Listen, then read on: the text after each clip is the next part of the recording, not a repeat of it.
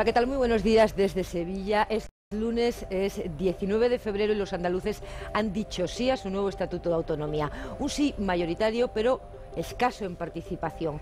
Los datos, probablemente ya los conocen a través de los servicios informativos de Televisión Española, son estos. El 87% de los andaluces ha dicho sí, pero la participación se ha quedado en el 36%. La altísima abstención, que supera el 63%, es hoy el principal motivo de análisis. El presidente andaluz, Manuel Chávez, decidido impulsor de la reforma pactada con el PP, quiso destacar anoche la nueva etapa que se abre para la comunidad y achacó la baja participación a un exceso de confianza. El presidente andaluz Manuel Chávez y los dirigentes andaluces del Partido Popular, de Izquierda Unida y del Partido Andalucista estarán hoy aquí en los desayunos. Con todos ellos vamos a analizar el resultado del referéndum, pero también lo vamos a hacer con tres colegas. Son Antonio Hernández Rodicio, es director del Correo de Andalucía; Ignacio Martínez, es adjunto a la dirección del Grupo Joly, que tiene 8 periódicos en esta comunidad, entre ellos el Diario de Cádiz y el Diario de Sevilla. Buenos días a los dos. Buenos días. Y buenos días también a alguien sobradamente conocido de todos ustedes, Juan José Tellez. Buenos días. Buenos días. Pero también vamos a analizar el resultado del referéndum con el catedrático Manuel Clavero Arévalo. Fue ministro de las Regiones del primer gobierno de Adolfo Suárez y en 1980 dimitió como ministro de Cultura por discrepar con el gobierno de la UCD sobre el ritmo y la intensidad autonómica que debía tener Andalucía. Aquella discrepancia se resolvió en el emblemático referéndum del 28 de febrero del año 1980, cuando, por cierto, el 63%, casi 64% de los andaluces dijo sí a la vía rápida de acceso a la autonomía. Tendremos, Alfonso, todos los elementos encima de la mesa para el análisis. Ahora otras noticias, por ejemplo, el tiempo. ¿Cómo viene el día? Pues el día viene de aquella manera, llega un nuevo frente que va a dejar lluvias y vientos fuertes en Galicia. Las lluvias llegarán por la tarde a la Comunidad de Madrid y Castilla-La Mancha. Tanto en Canarias como en Baleares puede llover también. Las temperaturas suben ligeramente. La actualidad nos trae más cosas. Dentro de una hora se reanuda el juicio por los atentados del 11M. En la tercera sesión continuará la declaración de Jamal Zugán, considerado uno de los autores materiales de la masacre. El viernes Zugán se declaró inocente antes de que se interrumpiera su declaración porque estaba cansado. En cuanto al barco holandés cargado con 6.000 toneladas de fertilizantes en descomposición, a lo largo de la mañana se intentará enfriar la carga para evitar que siga la emanación de gases que no son tóxicos pero sí irritantes. El buque, que había sido autorizado para seguir su rumbo hacia Valencia, regresó a Galicia para buscar refugio y evitar el nuevo temporal que se acerca. Y también hoy está previsto que se oficien los funerales por las víctimas del parricida de la localidad toledana de El Real de San Vicente. Las dos hijas heridas siguen ingresadas en los hospitales de Toledo y Talavera de la Reina, aunque su vida no corre peligro. Fuera de España, masacre en la India. Unas 70 personas han muerto en lo que parece un atentado cerca de Nueva Delhi contra un tren en el que iban cientos de viajeros. La policía ha encontrado 2 maletines con artefactos explosivos que no llegaron a explotar. Y vamos a estar además muy atentos a la reunión que hoy mantendrá la secretaria de Estado norteamericana, Condoleezza Rice, y el presidente palestino, Mahmoud Abbas, así como el primer ministro israelí, Ehud Olmert. Una cumbre tripartita con el objetivo de reactivar el proceso de paz y el desbloqueo económico, pero que depende de que el gobierno palestino reconozca a Israel, lo que no parece probable. Y en España, con otros asuntos, la Liga de Fútbol vuelve a estar muy interesante. Por arriba, pinchazo del Barcelona ante el Valencia, que sigue recortando distancias, y paso importante para el Sevilla, empatado a puntos con el Barça, que vapuleó al Atlético de Madrid. Por abajo, la Real se sigue hundiendo. Y en Río de Janeiro ha estallado la gran fiesta del carnaval. Miles de personas han participado en el Sambódromo. El carnaval carioca, además de la diversión que vemos, deja una gran cuenta de ingresos económicos en la ciudad. Y ahora, los periódicos. Así viene la prensa.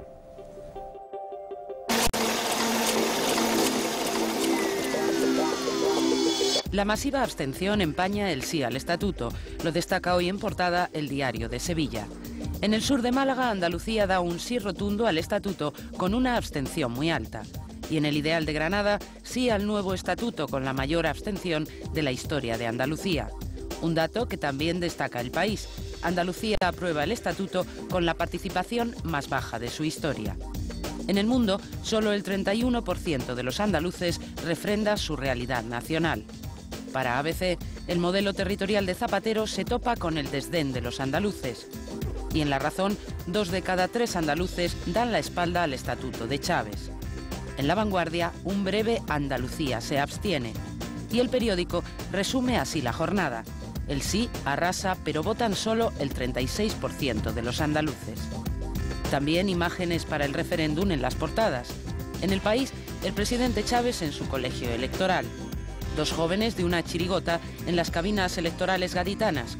Foto de La Razón. Y en El Mundo, algunos andaluces votan ya preparados para el carnaval en la localidad onubense de Isla Cristina.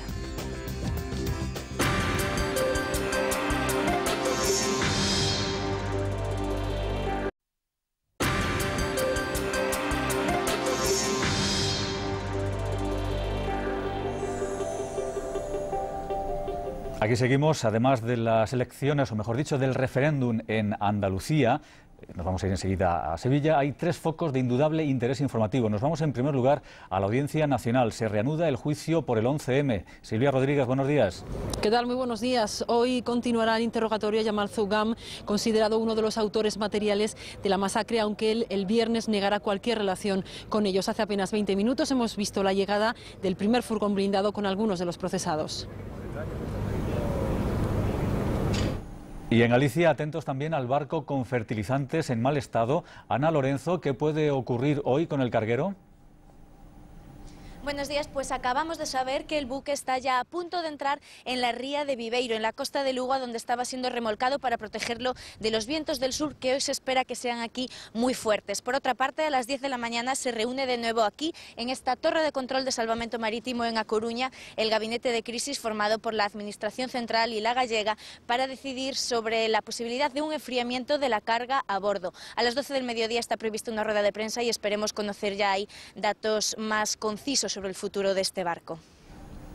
Estaremos atentos este mediodía. También otro foco informativo: entierran a las 3 víctimas y al parricida que, tras dejar malheridas a otras 2 hijas, acabó quitándose la vida. Carlos de la Morena, desde Talavera de la Reina, buenos días.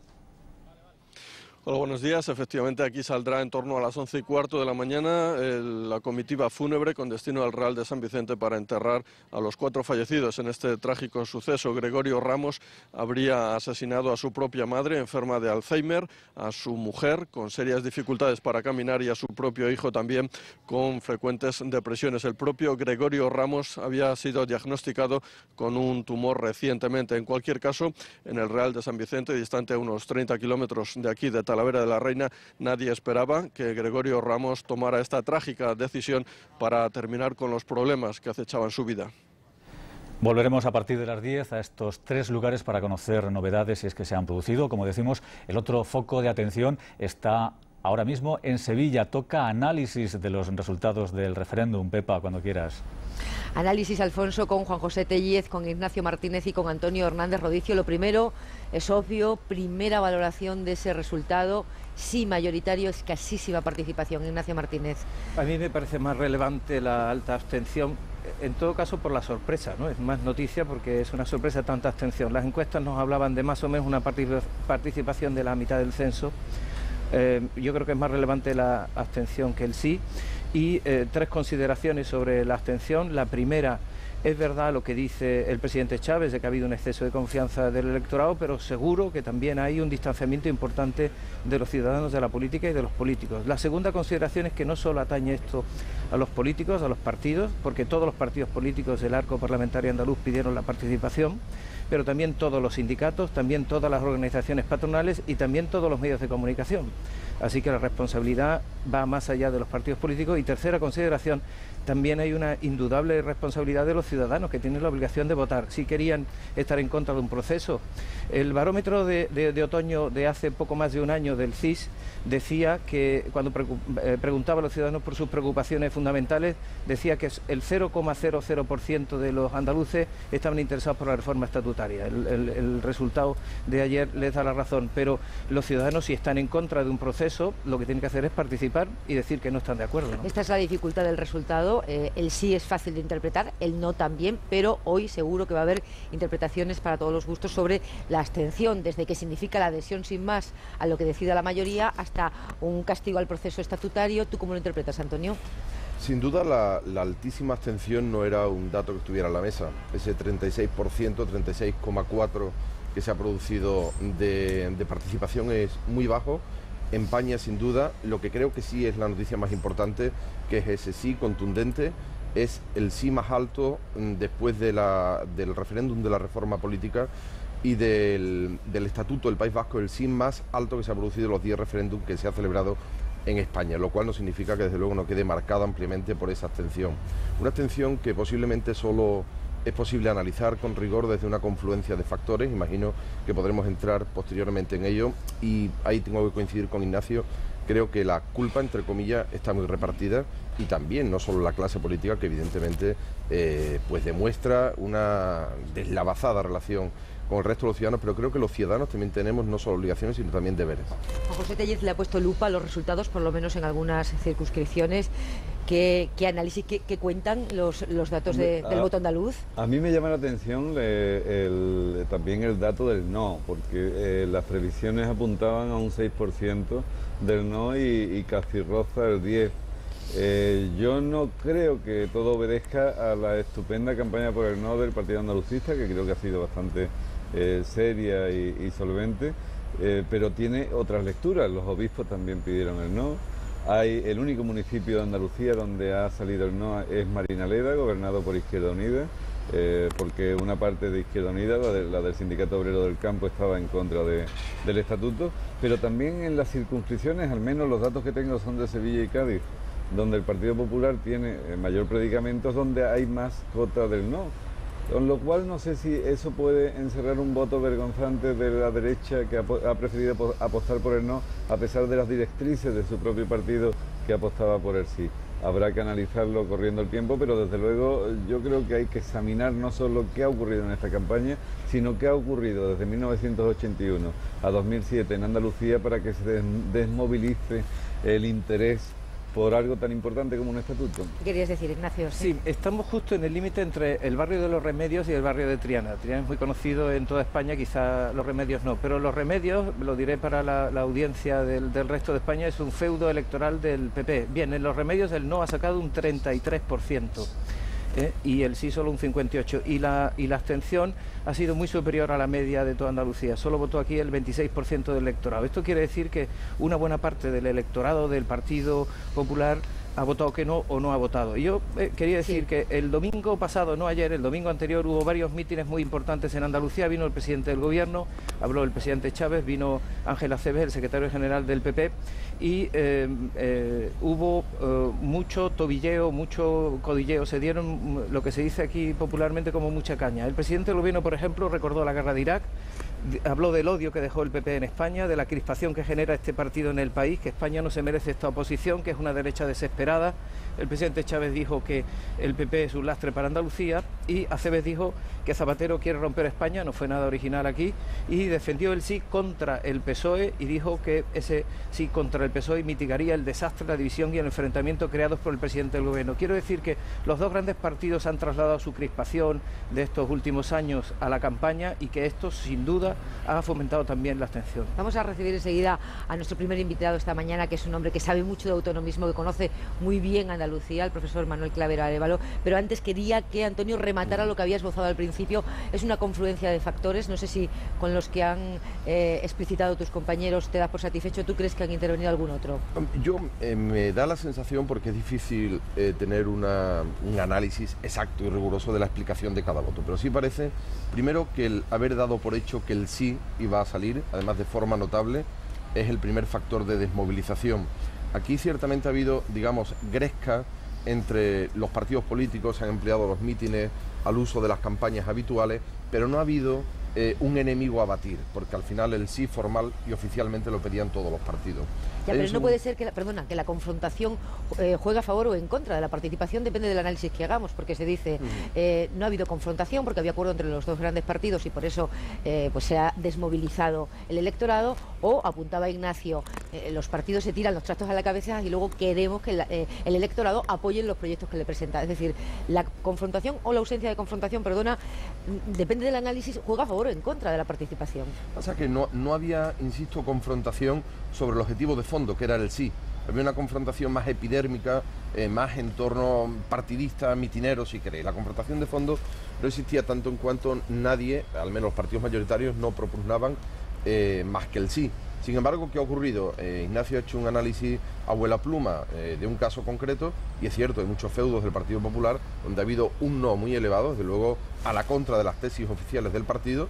Ha habido una abstención mayoritaria que posiblemente también haya que buscar la explicación en lo que comentabais antes, de irnos situando pues en una democracia más madura, donde la gente pues parece tener otras preocupaciones. Pero creo que habría que insistir en las bondades del texto y que es difícil afirmar que esto no le interesa a los ciudadanos.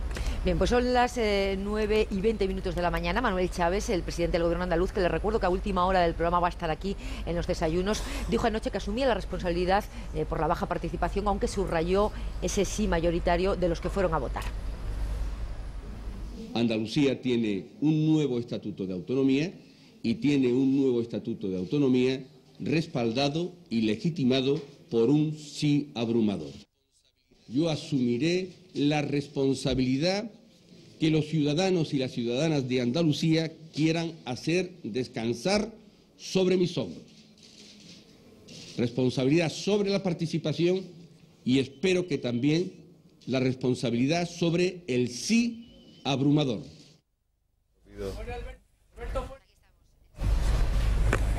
Pues aquí estamos, en Sevilla, en directo, a las 9:21 de la mañana, esperando que nuestro primer invitado, Manuel Clavero Arévalo, se siente para compartir con nosotros su sabiduría en este tema, porque sabe mucho de autonomismo y de la autonomía en esta comunidad autónoma. Y mientras tanto, había interrumpido a Antonio Hernández cuando trataba de aportar factores clave para esa bajísima participación, que es hoy por hoy el principal motivo de análisis después del referéndum celebrado ayer en toda Andalucía. Decíamos, a mí me llamaba la atención el hecho de que habíais aportado el tema de la confrontación, la falta de confrontación o la mucha confrontación partidaria como uno de los elementos que podía justificar la ausencia de personas en las urnas. Ha jugado también lo cansados que llegamos todos del debate de reforma estatutaria que se inició con el Estatuto de Cataluña y que desemboca aquí. El debate en torno al Estatuto de Cataluña nos dejó exhaustos a todos. Nos parecía que, cumplido aquel trámite, habíamos terminado ya con la reforma y las que había que hacer que se hicieran casi automáticamente. ¿Ha jugado? ¿Creéis que ha jugado de alguna manera? Un andalucista me comentaba el otro día que su hijo, que estudia cuarto de Económica, le preguntó: pero papá, ¿tenemos que votar el Estatuto de Cataluña? Hombre, Andalucía tenía que votar su estatuto porque lo ganamos a pulso en 1980, solo las llamadas nacionalidades históricas del artículo 151, esto es, Cataluña, País Vasco, Galicia y Andalucía, tienen el derecho de votar el estatuto. Los gallegos en su primera referéndum tampoco fueron mucho más allá, en el referéndum 28% de participación. En el fundacional. Los andaluces hemos estado un poco más. Lo que me extraña es que el Partido Andalucista, que como digo, hizo muy buena campaña por el no, desde mi punto de vista, se felicite por la abstención. ¿Cómo un partido nacionalista puede felicitarse porque sus ciudadanos no acudan a votar en un referéndum de este calibre? Se lo vas a poder preguntar al secretario general de los andalucistas, porque va a estar aquí también Julián Álvarez, pero a quien tenemos ya es a Manuel Clavero Arévalo. Gracias por estar aquí, muy buenos días. Gracias por invitarme. Le contaba a nuestros espectadores en el arranque del programa que fue ministro de las regiones en el primer gobierno democrático, que fue ministro de Cultura, que dimitió cuando el gobierno de la UCD al que pertenecía se planteó darle a Andalucía una vía de acceso lenta a la autonomía. Aquello desembocó en el emblemático referéndum del año 1980 y de entonces acá nuestro invitado se ha convertido en una referencia del autonomismo andaluz. ¿Le preocupa lo que pasó ayer en cuanto a participación? Sí, la verdad es que me llevé un disgusto cuando supe muy pronto la poca participación que había habido, que me imagino que se habrá comentado aquí, que ha sido la más baja que ha habido en los 7 referéndums que se han celebrado en Andalucía. La más alta fue la de la reforma política, es decir, el primer referéndum, y el más bajo que el referéndum del Tratado para la Constitución Europea, que tuvo el 40%, ha sido este último. Me disgustó porque realmente creo que no es bueno para Andalucía que haya habido tan poca participación. ¿Y qué reflexión deberíamos hacer hoy? ¿Estamos ya en una democracia consolidada, una aburrida democracia europea donde los niveles de participación en según qué cosas son bajos en general? ¿O hay que leer, hay que buscar mensajes de esta abstención tan elevada? Yo creo que ha habido varias causas que puedan explicar esta baja participación. La primera, creo yo que es que no había una verdadera demanda social cuando se puso en marcha la reforma. Cuando en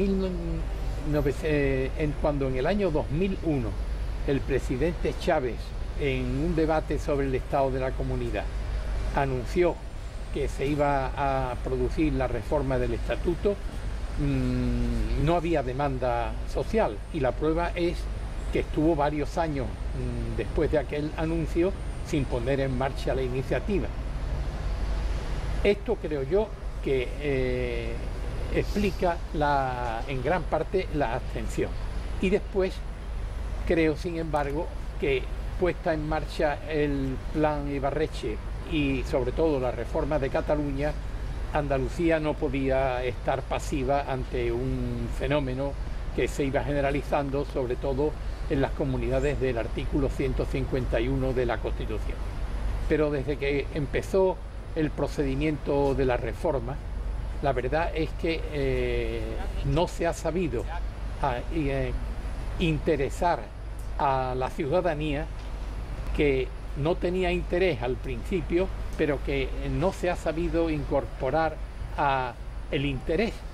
Ahora me decía la alcaldesa Esperanza Oña, que va a intervenir, alcaldesa de Estepona, que de Fuengirola, que pusieron unas mesas en las calles con motivo del referéndum, pero que allí los que iban era a preguntar por cosas municipales, cuándo se inaugura esta calle, cuándo las obras cuándo terminan, pero eran muy pocos los que preguntaban por el estatuto. Y sin embargo, habíamos comentado también en la mesa que este texto, este Estatuto de Autonomía, recoge una actualización de sus contenidos que naturalmente no existía en el del año 81 porque no estaba en el debate. Por ejemplo, se habla de inmigración específicamente, se habla de políticas de igualdad entre hombres y mujeres, asuntos que tienen que ver con la vida cotidiana de los andaluces, que están ahora en el debate político y social. Y esa cercanía en los contenidos no se ha correspondido con el sentimiento ciudadano de sentir que esto tiene que ver con su vida, con su vida cotidiana, con lo que va a pasar en su futuro más inmediato. Esa disociación, esa distancia, ¿qué le atribuiría a usted? Yo creo que el pueblo sabía que la legislación sobre inmigración o sobre igualdad de trato tenía una regulación en la legislación del Estado distinta del Estatuto. Es decir, que el Estatuto no aportaba de una manera decisiva a unas materias muy importantes, pero que ya tenían una regulación estatal. Yo creo que eso puede explicar. El Estatuto trae cosas muy importantes, por ejemplo, la renta básica social, es decir, que toda persona que se encuentre con escasez de medios en la pobreza tendrá derecho subjetivo, exigible ante un tribunal, a que se le dé una renta mínima. Eso me parece que es una conquista importante. La gratuidad de los libros de texto, la aparición de una serie de derechos sociales que antes no aparecían. El estatuto en este sentido podría ser mejorable, pero me parece que es un estatuto que puede movilizar. Quizás no se haya sabido hacer en las campañas que ha habido, pero esa es la explicación que yo le encuentro. A la vista de la evolución que ha tenido la España de las autonomías, ¿aquella idea del café para todos fue buena? Pues sí, yo creo que fue buena, porque la Constitución proclamaba 3 autonomías claras, Cataluña, el País Vasco y Galicia, pero las demás quedaban en una nebulosa que mal podría llamarse autonomía.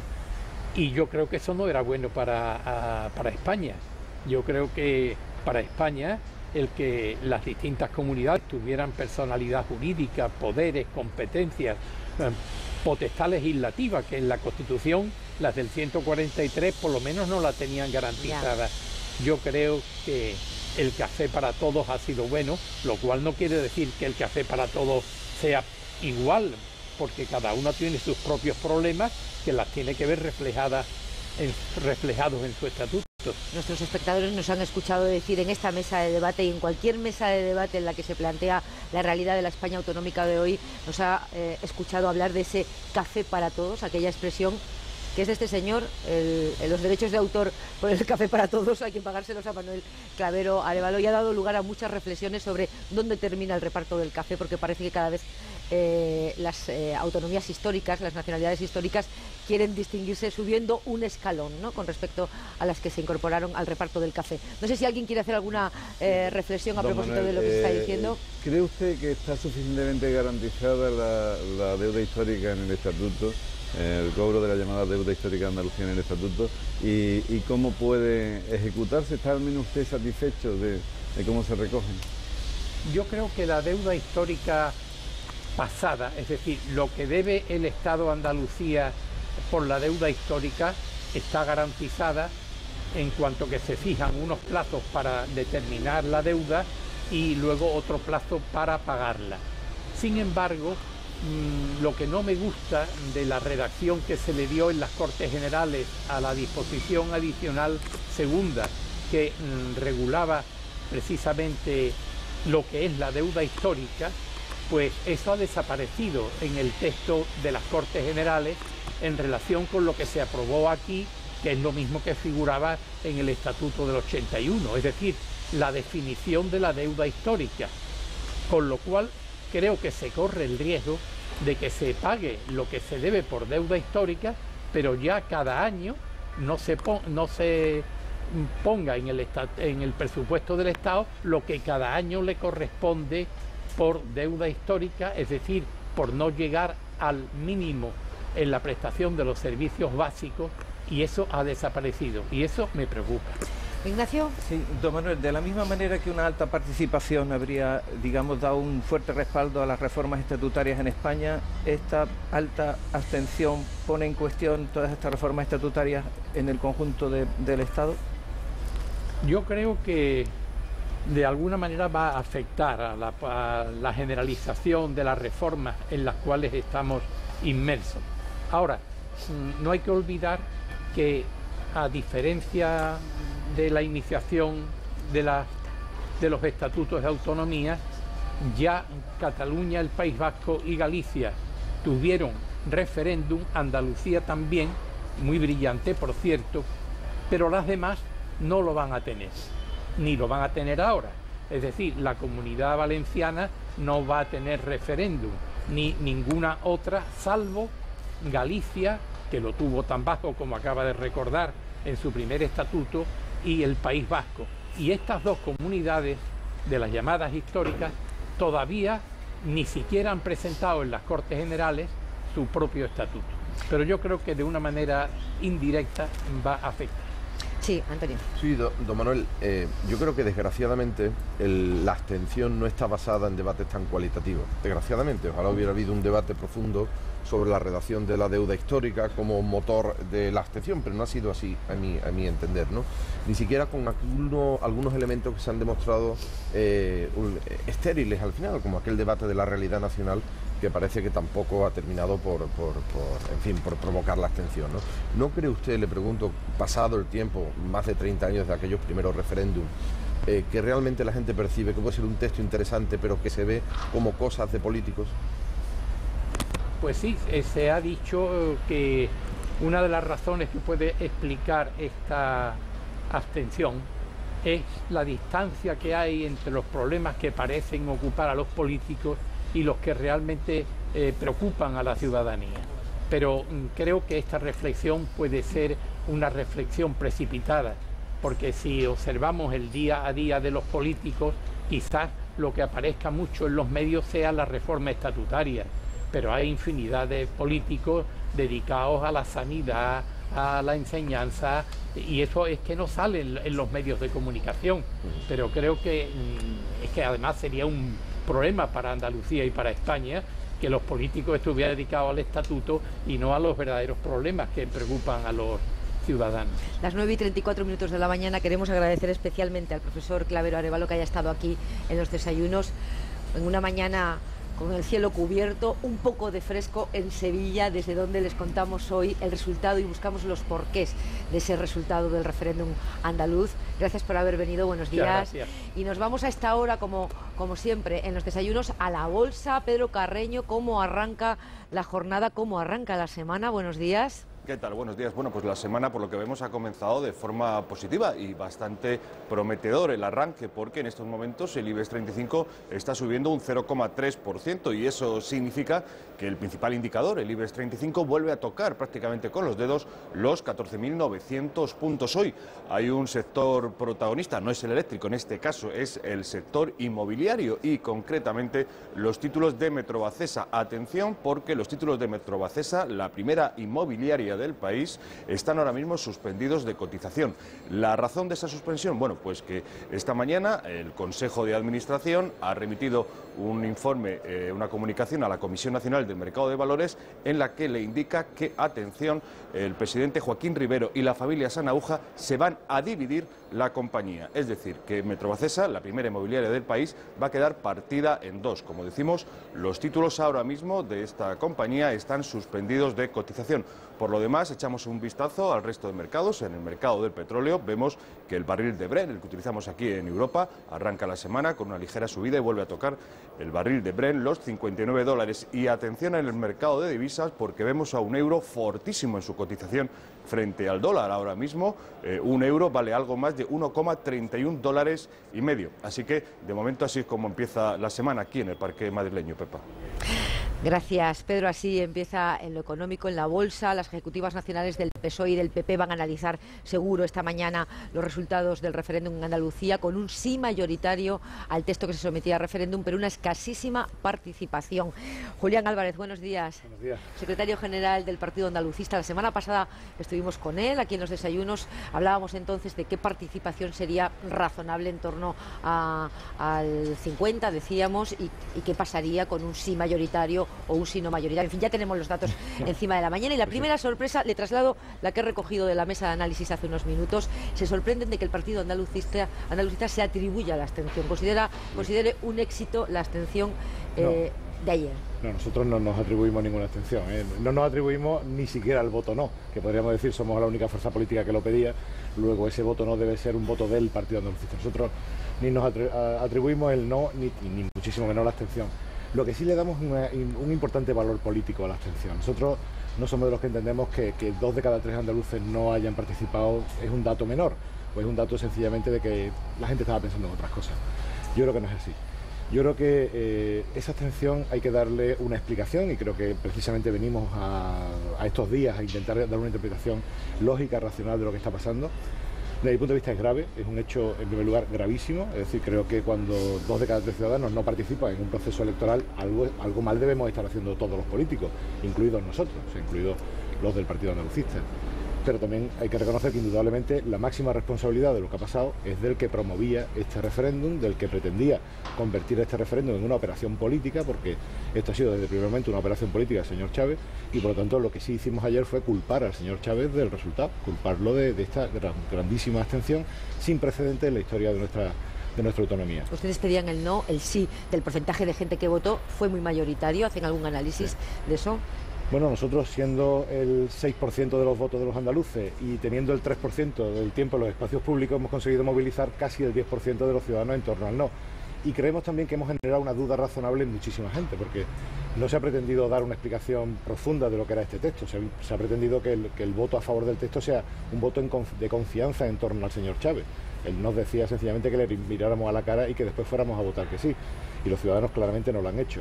Por lo tanto, nosotros sinceramente estamos satisfechos de la movilización que hemos provocado, del respaldo que hemos tenido por parte de muchos ciudadanos, y lo que sí pensamos es que este es un mal texto, es un fracaso del señor Chávez, y vamos a trabajar inmediatamente para intentar cambiar este texto y convertir el Estatuto de Autonomía en un estatuto de verdad en igualdad con el resto de España. Usted Sí.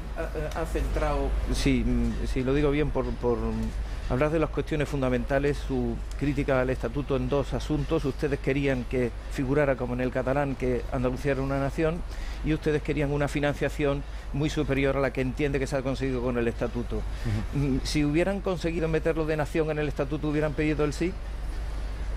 Hubiéramos preferido los 60.000 millones, si se me permite. Es decir, nosotros lo que realmente planteábamos era que Andalucía tuviera igualdad, fundamentalmente en lo económico, en lo político, y es verdad que eso al final los catalanes lo plantearon también poniendo por delante una definición que les permitiera una identidad peculiar. Nosotros entendíamos que si ellos la podían reclamar, nosotros también, pero el fondo del asunto era el autogobierno y la financiación. Eso es lo que a nosotros nos hubieran provocado que hubiéramos planteado un voto afirmativo a este ¿Antonio? Sí, yo le quería preguntar, porque el argumento de los 60.000 millones lo ha utilizado usted recurrentemente durante la campaña, ¿no? Pero sí me llama mucho la atención su primera reacción de anoche, en la que entiende que el Estatuto no está legitimado. Me parece una reacción a la contra del sistema democrático. Le llamo, en fin, le hago mi reflexión, me parece muy fuerte, ¿no?, esa expresión de delegitimar en base a la baja participación. Bueno, en otros sistemas democráticos, tan democráticos o más que el nuestro, precisamente referéndum que no tienen el 50% de participación no se consideran ni vinculantes siquiera.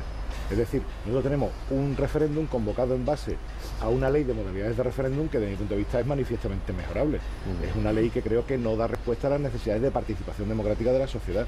Yo creo que esa ley, que se aprobó hace muchísimos años, debía revisarse, debían aceptarse otro tipo de referéndum, y a los referéndum deberíamos darle la obligación de que tuvieran un porcentaje mínimo de participación. Si no, lo que estamos alentando es esa desconexión entre los ciudadanos y la política, que creo que no es buena. Estamos viendo imágenes del carnaval, y para quien se incorpore en este momento a la tertulia de los desayunos, el carnaval es muy importante en muchos sitios de España, es muy importante en muchas ciudades andaluzas, mucho en Cádiz, y es uno de los argumentos que se ha manejado, aunque me dice Antonio que no, porque sería un factor más. No, perdón, sería para explicar las imágenes mientras hablaba el secretario general del Partido Andalucista, veíamos el carnaval. Es uno de los argumentos que se han empleado para, en fin, explicar como un factor más la posible la abstención que se produjo ayer. Por eso estaban esas imágenes ahí. Sí, no, Antonio. a mi juicio, a mí me gusta mucho el carnaval, pero creo que la verdadera fiesta para los andaluces ayer era la posibilidad de ratificar en las urnas el referéndum. Lo que yo le preguntaba, en definitiva, por concretarle, ¿acepta usted el resultado o no del referéndum? Nosotros acatamos el resultado del referéndum. Evidentemente hay una legalidad que está en vigor y determina que este es el estatuto que va a entrar en vigor. Nosotros lo que sí que adelantamos es que vamos a trabajar para reformarlo. Y por último, ¿cree que tiene que tener consecuencias políticas el resultado del referéndum? Indudablemente. Creo que esto es algo sin precedente y entendemos que tiene que asumirse responsabilidades por parte del que ha promovido este referéndum, que no es otro que el señor Chávez. Hemos pedido que dimita, que por cierto es el último de los varones de la transición, es decir, es el último que nos queda en la vida política española. Las 9:42 de la mañana. Julián Álvarez, gracias por venir a los desayunos. Les decía antes que las ejecutivas nacionales del PSOE y del PP se reúnen como todos los lunes, pero hoy seguro que analizan ese sí mayoritario de los andaluces al texto de su Estatuto de Autonomía, pero también esa altísima abstención que se registró ayer aquí. Anoche, en un primer balance de alcance, hablaban representantes de los dos partidos y vamos a escuchar lo que decían. Lo abrumador del resultado del sí puede ser una razón de la abstención. La ciudadanía dio por bueno un amplio respaldo al Estatuto y, por tanto, a su aprobación. La reforma estatutaria de Andalucía no era una reforma ni demandada ni reclamada por parte de la sociedad andaluza. Los andaluces identificaban otros como sus problemas y no existía una demanda ni una reivindicación estatutaria clara ni abrumadora. Creo que los resultados son buena muestra de ello. Pues ya ven, las 9 y casi 45 minutos de la mañana. Me quieren discutir aquí en la mesa eso de que las democracias consolidadas y aburridas generan participaciones escasas en grandes proyectos políticos. Pues no, era Ignacio quien me lo quería discutir. Yo creo que no, no necesariamente. No necesariamente. En el año 92 se sometió a referéndum en Dinamarca al Tratado de Maastricht y todos los partidos políticos pedían el sí, todos los sindicatos, todas las patronales y todos los medios de comunicación. Los daneses no estaban de acuerdo y el 83% de los daneses fue a votar y salió que no.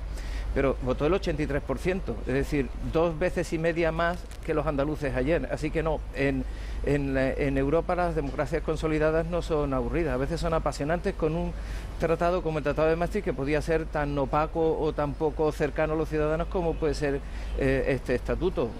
No creo que haya diferencia. Una matización, las democracias aburridas y consolidadas. 2, el Carnaval de Cádiz. Telle. Hombre, aunque la fiesta de la democracia siempre en las urnas, ayer coincidía, como en otras ocasiones, con el Carnaval de Cádiz, y lo cierto es que más de 50 personas que tenían que estar en mesas electorales mandaron un justificante o ni siquiera lo enviaron. Hubo mesas que se constituyeron con 2 suplentes a primera hora de la mañana. El carnaval, evidentemente, en determinados lugares, en Huelva también ocurre, ha sido un factor disuasorio a la hora de ir a las urnas, pero creo que el índice abstencionista habría que buscarlo también en otros factores, más allá de la fiesta. Diego Valderas, buenos días. ¿Qué le parece el resultado del referéndum? Bueno, yo creo que en primer lugar el pueblo andaluz tiene que estar en un día de felicidad. Hay un sí masivo a la propuesta de Estatuto de Autonomía y al mismo tiempo yo creo que hay la necesidad de hacer una reflexión amplia, profunda, sobre una situación de un hecho de abstención que yo creo que lamentamos, al menos Izquierda Unida la lamenta profundamente, porque considera que ese aspecto puede ser consecuencia del propio sistema que muchas veces aísla al ciudadano de los aspectos de la política más activa. Y en ese sentido, por lo tanto, yo creo que es necesario una profunda reflexión, pero valorando positivamente ese sí masivo que ha tenido el Estatuto de Autonomía y, sobre todo, felicitando a quien ha ejercido el derecho y el deber democrático de acudir a las urnas cuando es llamado a un tema tan importante como una reforma estatutaria. ¿Usted cómo lee la abstención? ¿Qué ha querido decir algo el pueblo andaluz que se ha quedado en casa? ¿Hay que buscar un mensaje ahí? ¿No hay que buscarlo? No, yo creo ¿Se adhiere que simplemente a lo que votó la mayoría? Yo creo que hay que buscarlo porque no es la única ocasión que acudimos a un referéndum en el que hay una alta abstención. Acudimos también a un referéndum importante como el de la Constitución Europea, que también el pueblo español y andaluz yo creo que no acudió debidamente, jugándose un tema de tanta fortaleza o de tanta importancia como la Constitución. Por lo tanto, yo creo que hay que tener un marco de reflexión importante y de análisis. Pueden ser muchas las causas que hay, pero yo creo que también hay la necesidad de un mayor impulso de la democracia participativa, de la democracia más activa de los ciudadanos y por lo tanto eso hay que construirlo día a día porque quizá haya una cierta desmovilización social. Tellez. Hay un cierto sector de Izquierda Unida que se ha mostrado reticente al estatuto a pesar de que la dirección de la coalición estaba por el estatuto. Ha habido un municipio, el único municipio de Andalucía donde ha triunfado el no, ha sido un municipio gobernado por Izquierda Unida, Marinaleda, donde la mayoría del SOC, del Sindicato Obrero del Campo, y probablemente el liderazgo de su alcalde, Sánchez Gordillo, ha propiciado ese no. ¿Van a hacer una reflexión interna sobre diferentes opiniones? Yo creo que esa reflexión la hicimos con anterioridad y dado que Izquierda Unida es un movimiento político y social en el cual conformamos sobre un programa común el conjunto de organizaciones en las que estamos presentes en Izquierda Unida, pues creo que lo hemos hecho antes, no hay necesidad de hacerlo posteriormente. Nosotros sabíamos de esa posición de la CUI y aceptábamos que efectivamente desde el respeto a la decisión mayoritaria pudieran tener ese tipo de movilidad o de actuación dentro de la petición del no en este momento al estatuto. También hay que resaltar que junto a Marinaleda está Casariche, que es lo contrario, es quizás el pueblo de mayor participación y de mayor número de sí y está gobernado por Izquierda Unida. ¿Antonio? Sí, hay por echarle un capotazo a Diego Valderas, digamos, que otros municipios como el Coronil, donde el PSOE tiene una importante presencia y líderes de Izquierda Unida históricos, como Diego Cañamero, sí se ha votado a favor del estatuto, ¿no? De todas maneras, hacía usted ante una reflexión sobre la necesidad de seguir musculando a la sociedad civil, la participación, pero ese es un deseo que es muy bonito sobre el papel, pero que después choca en el día a día con la táctica y los intereses de cada partido, ¿no? ¿Son ustedes capaces de trasladar esa reflexión teórica tan bondadosa después a la práctica política?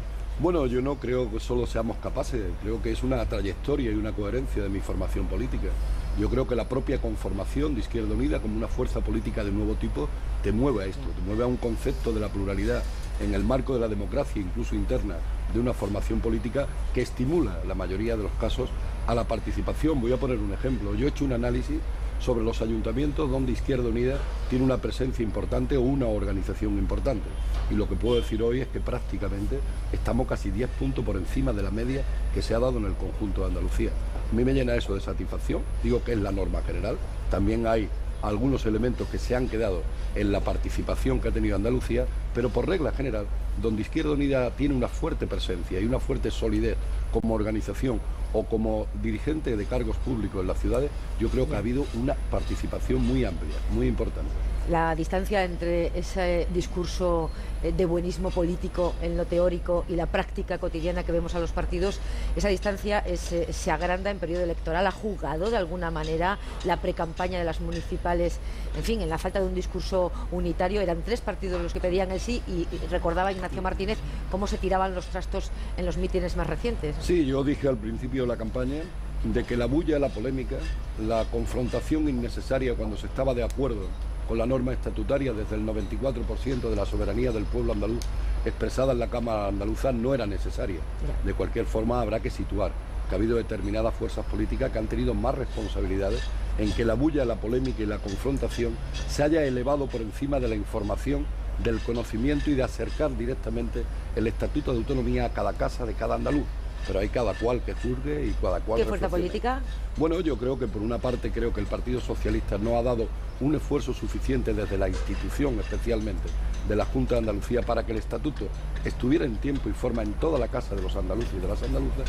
Y por otra parte yo creo que es conocido de que ha habido un excesivo municipalismo de la campaña hacia el referéndum y en ese sentido posiblemente se haya quedado por parte del Partido Popular un exceso de municipalismo en una campaña que se trataba de decir a los andaluces por dónde camina el futuro de nuestra comunidad autónoma y cuáles son los pilares fundamentales de su nueva Constitución.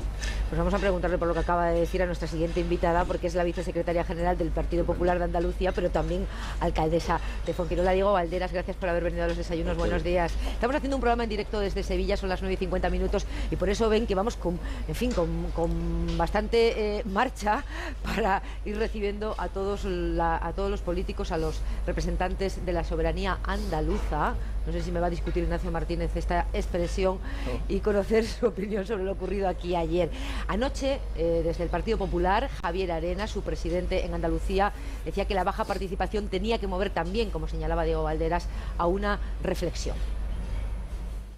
18 de febrero, nuevo estatuto.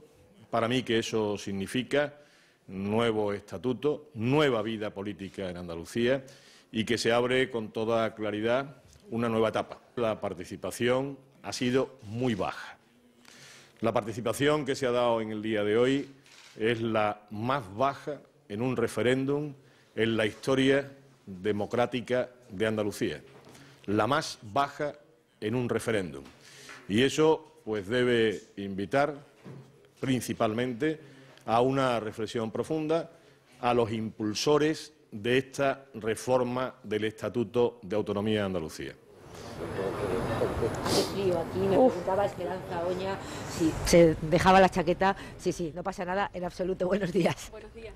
¿Ha interferido mucho la campaña municipal en la campaña para el referéndum en Andalucía? Esa puede ser una de las claves de que los ciudadanos hayan dicho, en fin, ya iré a votar en mayo, esto ahora que lo resuelvan los políticos. Hombre, por parte del Partido Popular hemos puesto lo mejor que tenemos, ¿no? En Andalucía el Partido Popular, el único poder político representativo con credibilidad para todos los ciudadanos son nuestros alcaldes y realmente nuestra implicación ha sido absoluta al utilizar a los alcaldes para pedir el voto, ¿no? Que nuestras caras aparezcan con el sí al lado, creo que refleja claramente que estábamos profundamente implicados y decididos a que el sí fuera rotundo, ¿no? O sea que yo creo que por nuestra parte ha sido un gran acierto y quizá la abstención hubiera sido mayor si no lo hubiésemos hecho así. Hablamos con la portavoz parlamentaria del Partido Popular en Andalucía. Anoche escuchábamos a Javier Arenas, que va camino de Madrid para reunirse con la dirección nacional del partido, marcar cierta distancia con el texto a la vista del resultado, un texto que ustedes han apoyado. Claro, pero yo no creo que nuestro presidente regional, Javier Arenas, haya marcado ninguna distancia. Él lo que dijo es que nosotros nos hemos sumado al texto después de que pasó la tramitación o mientras pasaba la tramitación en el Congreso de los Diputados, porque cuando salió del Parlamento andaluz pensábamos que era un texto claramente inconstitucional y nosotros luego hemos tenido dos alternativas: o nos sumábamos e intentábamos modificarlo y le hemos cambiado 150 artículos, o nos quedábamos al margen. Entonces yo creo que la aportación del Partido Popular ha sido claramente positiva y con una intención además de consenso que por otra parte parece que el Partido Socialista no ha sabido gestionar bien, ¿no? Pero distancias en absoluto. Lo que también es cierto que Javier ha dicho, hombre, que en Andalucía se abre ahora una nueva etapa. El sí ha salido con claridad, la abstención tiene que invitar a reflexión y yo lo tengo muy claro, ¿no? Y el PP lo tiene muy claro y no tuvo pelos en la lengua al decirlo, pero se abre una nueva etapa en la que tenemos un marco de convivencia distinto en el que tenemos que trabajar todos, ¿no? Y Andalucía tiene que aspirar a ser una Andalucía de primera, como hemos dicho nosotros en nuestra campaña. ¿En qué va a cambiar la vida de los andaluces cuando entre en vigor el texto que se aprobaba ayer? A ver, yo creo que no tiene nada que ver la entrada en vigor de un texto con un cambio en la vida de los andaluces. Creo que tiene mucho que ver un cambio en el gobierno y lo digo tal y como lo pienso. Por ejemplo, llevamos 25 años con un estatuto. Antes de este estatuto, que era hasta ayer vigente, Andalucía hemos estado los últimos de España y de Europa, ¿no? Con el estatuto anterior. Con el estatuto próximo puede ocurrir igual. Lo que hay que hacer ahora, políticas que le saquen todo el provecho al nuevo estatuto. Por eso quiero dejar claro que son dos cosas distintas. Una cosa es lo que el estatuto nos permite o nos posibilita y otra cosa es que se ejerzan las políticas necesarias para llegar a ese nivel de primera que nosotros hemos defendido y defendemos, ¿no? Si hubiera que proyectar el resultado de ayer en las elecciones de mayo, ¿qué conclusión sacaría usted? Que la gente participaría bastante más, que a la gente le interesa mucho más la política municipal porque es el día a día de su casa, de su vida cotidiana, de su familia, y que sin embargo esta modificación estatutaria no la reclamaba el pueblo andaluz. Fue un empeño del presidente Chávez y claramente se equivocó en cuanto a que los ciudadanos iban a conectar. O sea, Javier Arenas y el PP hemos dicho más de 100 veces que esta modificación estatutaria no la reclamaba nadie, que no le iba ni le venía a los andaluces, no la consideraban necesaria, que Andalucía tenía otros problemas por resolver y evidentemente con los resultados sobre la mesa esa reflexión yo creo que es obligada. No entiendo que el presidente Chávez no haga ni una mínima autocrítica, ¿no? Más bien parece echarle la culpa a los ciudadanos. Los ciudadanos nunca tienen culpa, deciden lo que tienen que votar libremente y no respetar eso me parece ya el colmo, ¿no?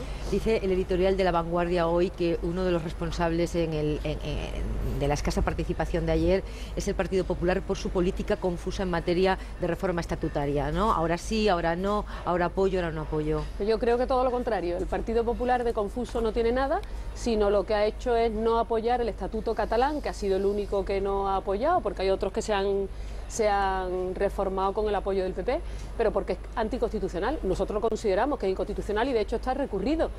Confuso en absoluto. Si es constitucional lo apoyamos y si no lo es no lo apoyamos. Más claro imposible. Yo creo que lo que sí inspira confusión es que se apoye tanto si dice una cosa como la contraria, que es lo que ha hecho el Partido Socialista. Pero vamos, yo creo que el culpable aquí evidentemente no es el PP. Aquí lo único que ocurre es que los ciudadanos, como siempre, han votado en libertad y creo que la abstención que ha habido hay que respetarla como una abstención deliberada y es una forma también de participar.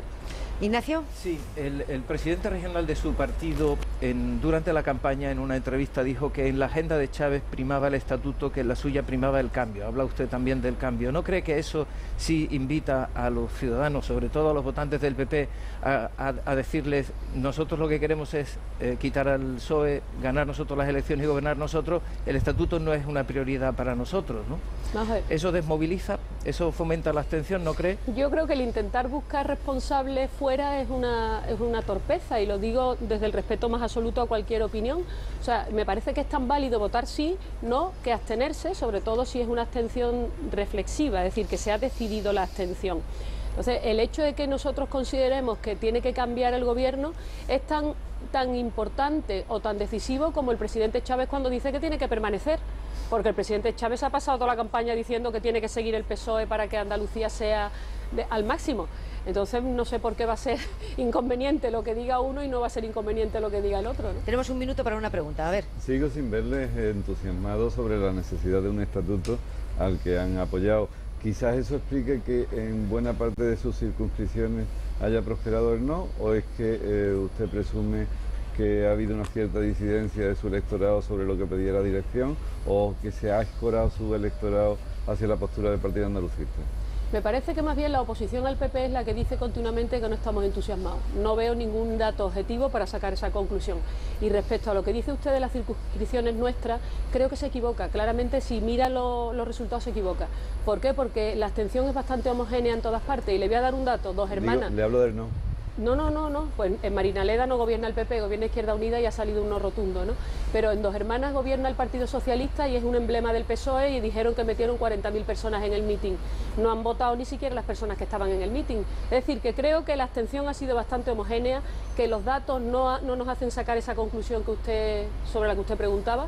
Y por ejemplo, en Fuengirola, donde yo gobierno, pues hemos estado por encima de otros municipios del PSOE que gobiernan alrededor, en la provincia de Málaga. O sea que creo que en absoluto, y me gustaría que respetasen de verdad los resultados, porque no se pueden sacar esas conclusiones. O sea, yo me he entretenido ayer hasta la 1:30 en ver resultados de los distintos municipios y municipios gobernados por el PSOE con un 25% de participación, por ejemplo, y municipios gobernados por el PP con un 54% de participación. Hay de todo, ¿eh? O sea que creo que simplemente lo que se puede ver claramente que no ha sido necesario o prioritario para los andaluces este estatuto, eso creo que se puede ver con claridad. Y lo segundo, lo tenemos aprobado con un sí rotundo sobre la gente que ha participado y tenemos que encarar el futuro con optimismo. Esperanza Oña, gracias por venir aquí a Sevilla, los desayunos. Muy buenos días. Muchísimas gracias a usted y buenos días. Pues son las 10 de la mañana ya y nos queda por hablar con el presidente de la Junta de Andalucía y secretario general del Partido Socialista Andaluz, además del presidente del PSOE en el conjunto de España. Señor Chávez, buenos días. Sí, buenos días. Hablamos con él en Madrid, en la sede de su partido en Ferraz, donde va a participar en unos minutos en la reunión que cada lunes celebra la dirección de los socialistas. ¿El resultado de ayer es el resultado que esperaba el presidente de la Junta en cuanto al porcentaje de sí y de no y en cuanto a la participación, presidente? Bueno, exactamente en relación con el sí, yo que era el resultado que esperaba. El sí ha sido abrumador y en definitiva es en las reglas de la democracia. El sí sobre el no pues legitima el nuevo estatuto de autonomía.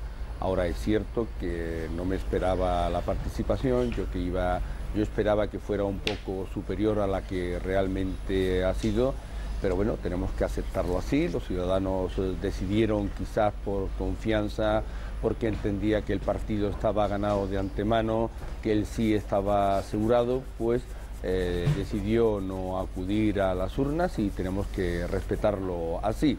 Ahora, quiero decir que en importante no creo que se pueda decir que por el hecho de que haya una participación baja y haya habido una abstención alta, se pueda decir que ha habido un mayor rechazo o un mayor apoyo al Estatuto de Autonomía.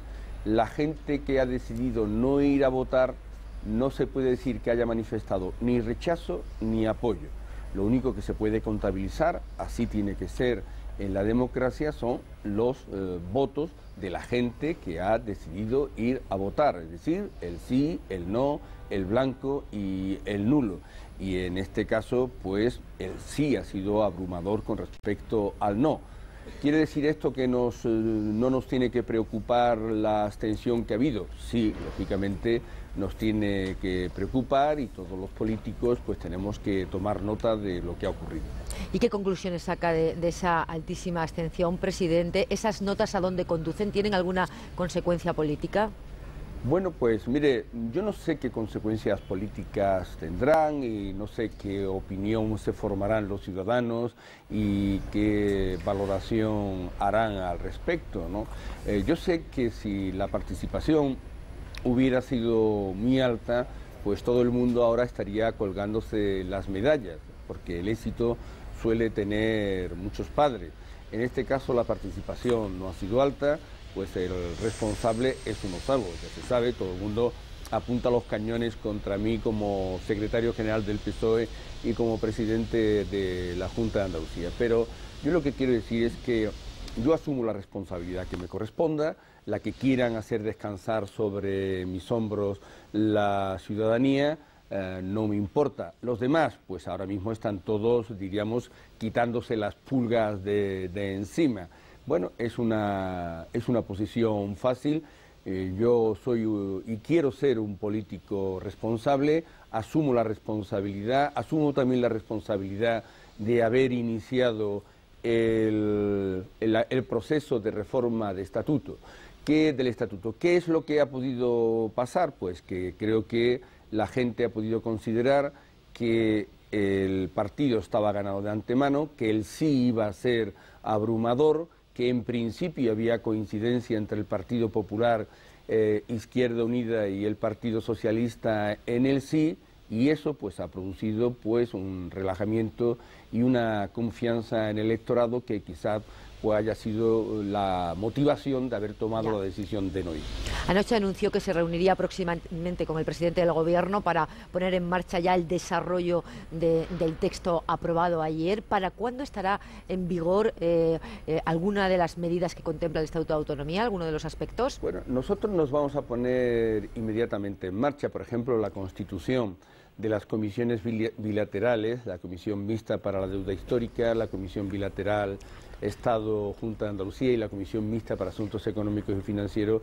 Queremos constituirlo prácticamente dentro de este mes, a partir de la entrada en vigor del nuevo Estatuto de Autonomía, y ponernos a trabajar en el calendario legislativo de los proyectos de ley que se contienen en el Estatuto. Es decir, el Estatuto es un estatuto válido, es un buen instrumento, es un instrumento, no lo olvidemos, que ha sido respaldado por el Parlamento de Andalucía, por el Congreso de los Diputados, por el Senado de la Nación y por un sí abrumador. Creo y estoy convencido de que el Estatuto de Autonomía era un instrumento necesario para la ciudadanía. Los gobernantes muchas veces tenemos que tomar decisiones que consideramos necesarias para el bienestar de los ciudadanos. Yo la tomé en su momento. Si se dieran las mismas circunstancias, volvería a tomar la misma decisión de poner en marcha el proceso de reforma, y espero que en su intimidad, en su conciencia, la mayoría de los ciudadanos de Andalucía, hayan ido o no hayan ido a votar, consideren que este era un estatuto necesario y un estatuto útil para los andaluces para seguir avanzando. Presidente, me acompañan tres periodistas andaluces que quieren preguntarle también. Comienza Antonio Hernández Rodicio. Señor presidente, buenos días. Buenos días. Su partido y usted mismo hasta ahora no hace reflexiones genéricas sobre quiénes se apuntarían el resultado del referéndum en caso de que hubiera habido una participación más masiva. Yo sí le quiero preguntar directamente por el Partido Popular, que hasta ahora exhibe un cierto ventajismo político al admitir que pidió el sí, pero que era algo que no interesaba a nadie. Yo sí le pido a usted una reflexión directamente sobre el papel del Partido Popular en este proceso. Bueno, yo he dicho que vamos a asistir a actitudes de quitarse las pulgas de encima y por lo tanto no asumir la responsabilidad que nos pueda corresponder a cada uno. Yo sí considero que este era un estatuto necesario. Es decir, la gente evidentemente no se levantaba por las mañanas pidiendo el estatuto de autonomía. La gente, pues cuando se levanta por las mañanas, piensa en la educación de sus hijos, o en la salud, o en la asistencia social, o en las carreteras. Pero los gobernantes somos los que tenemos que decidir cuál es el instrumento mejor para mejorar, valga la redundancia, la salud, la educación o las carreteras. Y nosotros consideramos que el instrumento necesario era evidentemente el nuevo Estatuto de Autonomía. Sí, no, lo que quiero decir es que el Partido Popular, a lo largo de toda la campaña, lo único que ha hecho es confundir la campaña del referéndum con una campaña de las elecciones municipales o de las elecciones autonómicas. Ha pedido el sí al estatuto, pero no a Manuel Chávez, con lo cual ha introducido un elemento de confusión en la campaña. Le pregunto ahora a Juan José Tellez, cuando quieras. El PSOE es partido mayoritario en Andalucía y por lo tanto uno de los actores de la campaña claves. Ese relajamiento puede aducirse a una falta de nervio por parte del partido, de la cocina interna del partido, y esa falta de nervio puede extrapolarse a las próximas municipales y a las autonómicas? ¿Va a analizar el partido en cierta medida eso? Bueno, lo analizaremos todos, ¿no? Mire, yo creo que esto era una campaña, y al menos en nuestra intención, esta era una campaña para el referéndum, para el Estatuto de Autonomía. Estatuto de Autonomía sí o Estatuto de Autonomía no. Y por lo tanto no tenía nada que ver con las elecciones municipales o con las elecciones autonómicas. Diríamos, cada cosa tiene su lugar y tiene su momento. Y yo no creo que esto tenga ninguna repercusión, ni positiva ni negativa, en relación con las elecciones municipales, porque estoy convencido, primero, que en las elecciones municipales habrá una mayor participación, porque hay contienda electoral, y las motivaciones de su voto pues serán totalmente distintas a la campaña de referéndum. Si alguien quiere extrapolar los resultados del referéndum a las elecciones municipales, yo creo que comete un error gravísimo. Tiene prisa el señor Chaves, que se tiene que incorporar a la dirección, a la reunión de la dirección de su partido, y nosotros, que estamos a punto de acabar. Tenemos un minuto para la última pregunta. Ignacio Martínez, presidente. Sí, presidente, preguntarle, ¿la alta abstención cree que debilita, le resta peso a Andalucía en el conjunto de España, y cree que esta alta abstención puede de alguna manera poner en cuestión todo el proceso de reforma estatutaria que su partido ha promovido en España? Mire, los referéndums tienen una participación mucho más baja que las contiendas electorales. Por ejemplo, no lo digo para justificarme, en Portugal acaba de haber un referéndum sobre el aborto, con un tema muy sensible, con una participación inferior al 50%. Por tanto, no hay que dramatizar. Es decir, yo creo que el estatuto es un estatuto válido, ha salido refrendado con un sí abrumador, y es un estatuto potente para seguir cambiando a Andalucía y también para negociar con el conjunto con el Estado en aquellas cuestiones que el Estatuto de Autonomía establece que se tienen que negociar entre ambas partes. Y lo que prestigia fundamentalmente a Andalucía ante el resto de España, pues es su economía, es la calidad de vida de sus ciudadanos, es el bienestar que hemos alcanzado, la influencia económica que hemos conseguido durante todos estos años.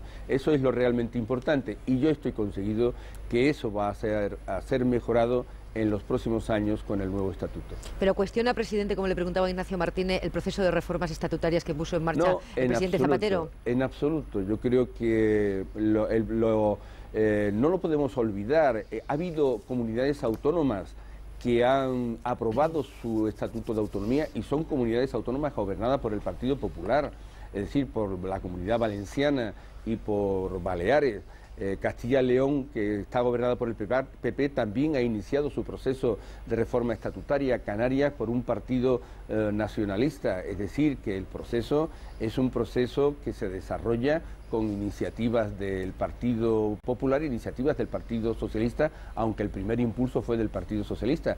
Yo estoy convencido de que el proceso de reforma territorial era un proceso necesario, más allá, vuelvo a decirlo, de si la gente lo pedía o no lo pedía. Esas son responsabilidades que tienen que tomar muchas veces los gobernantes, como los gobernantes tienen que tomar muchas veces decisiones de aprobar leyes que lo mismo la gente no ha pedido, porque los gobernantes tenemos que asumir la responsabilidad de tomar aquellas iniciativas que consideramos que son necesarias y que son buenas para la ciudadanía. Los gobernantes no nos podemos quedar detrás del carro, no, algunas veces, la mayoría de las veces, tenemos que tirar nosotros del carro. Para eso nos ponen los ciudadanos a gobernar cuando nos eligen.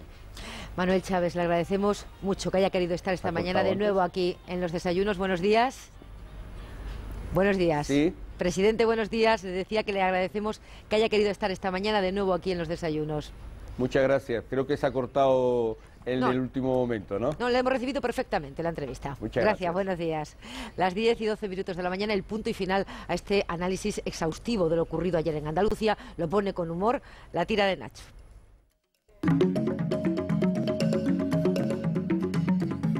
Que ayer fue un día aburrido. Ayer fue mejor que Eurovisión. Es más, proponemos a los consejeros Zarrías y Naranjo como presentadores del Eurofestival. Pues que se les da mal. Quien se aburriera ayer es que no tiene ojos en la cara. Vean a la consejera. Se come con los ojos a Zarrías. Y ya sin poder más, le tira un beso. Y otro beso. Y otro beso.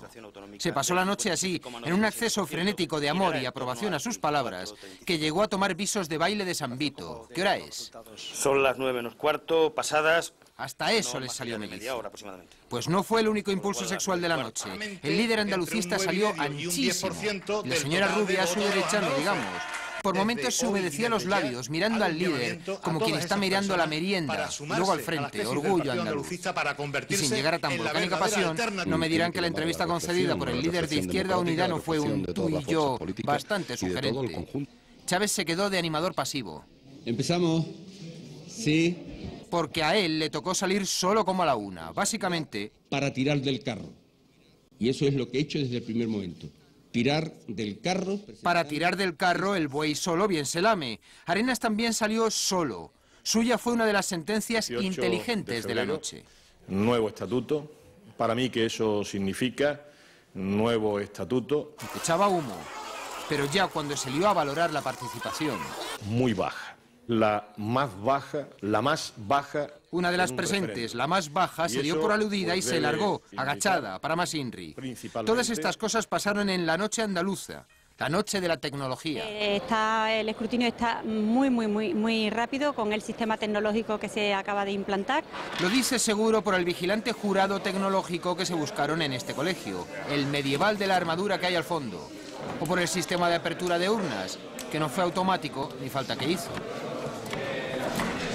Todavía nos quedan, y lo hacemos ya desde Madrid, unos instantes para recuperar algunos de los asuntos más actuales. Vamos en primer lugar a conocer cómo viene el pronóstico del tiempo. Izaskun Ruiz, llegan más lluvias, ¿no? Llegan al oeste de la península. La jornada de hoy va a estar marcada por la presencia de este frente que ya está dejando precipitaciones en la comunidad gallega y que lentamente irá dejándolas de forma débil, localmente moderada, como vemos en otros puntos de la mitad occidental del país. Mejoran, sin embargo, las cosas en la vertiente del Mediterráneo, irán remitiendo las lluvias e irán abriéndose incluso algunos claros y hoy se pueden escapar algunos chubascos en el norte de Canarias, con temperaturas que en general subirán al menos de forma ligera en la península, en Baleares y que se mantienen sin demasiados cambios en ese archipiélago canario. Y en titulares nos vamos hasta la Audiencia Nacional, tercera sesión del juicio por el 11M. Silvia Rodríguez. Buenos días. 10 minutos después de la hora fijada ha comenzado la tercera sesión del juicio por los atentados del 11 de marzo. Lo ha hecho con el interrogatorio a Yamal Zougam. Ya empezó el viernes Zougam a declarar y decía en ese día que él no tenía nada que ver con la masacre que mató a 191 personas en Madrid. Resaltar sobre todo también que Zougam contesta ahora a las preguntas de la acusación y que después lo hará a las preguntas de su abogado. Y en la provincia de Toledo esta mañana entierran a las 3 víctimas del parricida de El Real de San Vicente, Carlos de la Morena. Dentro de una hora aproximadamente está previsto que salgan de aquí, del tanatorio de Talavera de la Reina, el cortejo fúnebre con los 4 féretros del trágico suceso ocurrido en la madrugada del sábado, en torno a las 12 de la mañana, y en un solo acto religioso se oficiarán los funerales y el posterior sepelio de las 3 víctimas y el presunto parricida que habría matado, asesinado a golpes de hachas a su madre, a su mujer y a su hijo. Y en Galicia, muy atentos también al barco con fertilizantes en mal estado, que a esta hora ya debería haber llegado a la ría de Viveiro, en la provincia de Lugo. Ana Lorenzo. Pues sí, nos lo confirmaba hace apenas una hora el delegado del Gobierno que estaba llegando ya a ese destino donde estaba siendo remolcado en la ría de Viveiro, en la costa de Lugo. Si se ha llevado allí es para que esté protegido de los vientos del sur que hoy soplan aquí con mucha fuerza, porque es una zona de abrigo y además esto garantiza que los gases vayan hacia el mar y no hacia la zona de costa, la zona que está habitada. Pero si el barco está allí donde se toman las decisiones sobre su futuro, es aquí, en esta torre de control de salvamento marítimo en A Coruña. Aquí está a punto de empezar ya esa nueva reunión del gabinete de crisis para decidir sobre su futuro. A las 12 del mediodía, a su término, está previsto que se nos informe a los periodistas sobre las soluciones que se adopten, aunque lo que parece ahora la hipótesis que suena con más fuerza es que se haga un enfriamiento de la carga a bordo del barco. Las autoridades nos insisten en que no hay peligro, no hay riesgo para la población, tan solo una exposición muy prolongada de esos gases puede provocar irritación en los ojos y en las vías respiratorias, que fue lo que les pasó ayer a 4 tripulantes del barco que tuvieron que ser evacuados y que en unas horas ya estaban totalmente recuperados y fueron dados de alta. Como vemos, un día informativamente muy completo. Estos son los principales asuntos de la actualidad en España. Pepa. Pues aquí hemos estado, Alfonso, 4 días viviendo de cerca la campaña para el referendo andaluz y el referéndum, y hoy, día después, el tiempo para el análisis con Antonio Hernández Rodicio, con Ignacio Martínez y con Juan José Tellez. Gracias a los tres. Han soportado frío, porque les aseguro que estamos pasando un poco de frío aquí a orillas del Guadalquivir. El análisis no se agota aquí, eso es seguro, seguirá en los próximos días y nosotros se lo vamos a contar, como siempre, en los desayunos, pero ya en nuestro formato habitual. Que disfruten del día y hasta mañana.